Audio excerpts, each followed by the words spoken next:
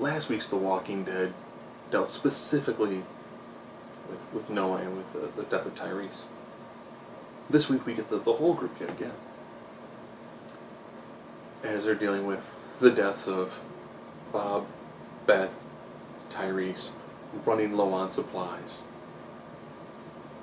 So it's just everything that could be going wrong is going wrong.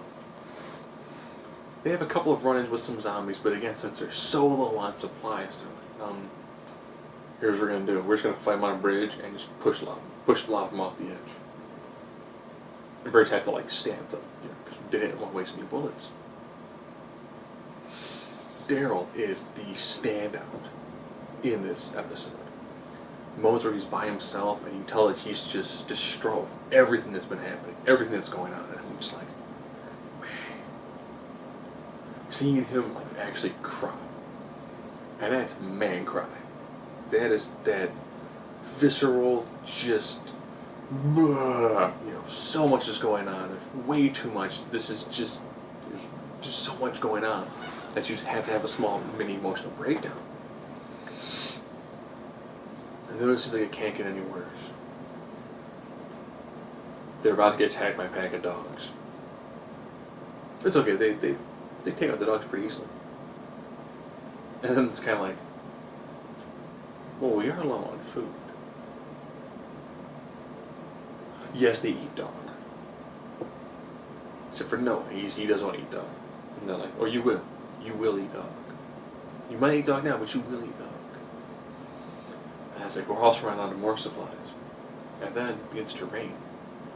We're like, oh, dude, this is perfect.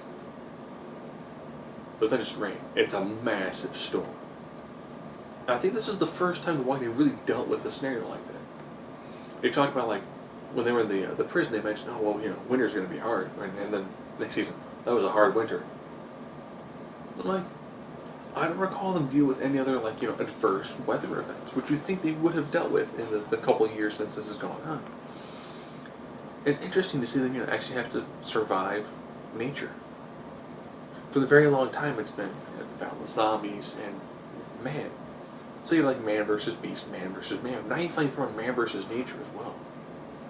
So now I have all three primary levels of conflict.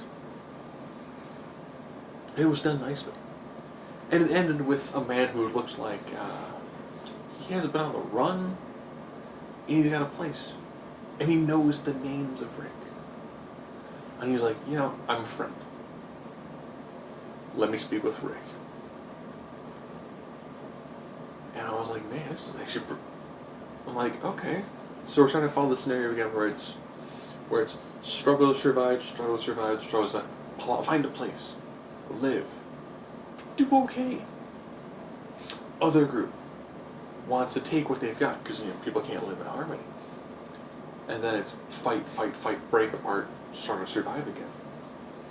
So I guess we're going through the motion again where they're going to find a place where they may or may not fit in quite right, but at least they'll have some stability, as well as instructors, some new characters.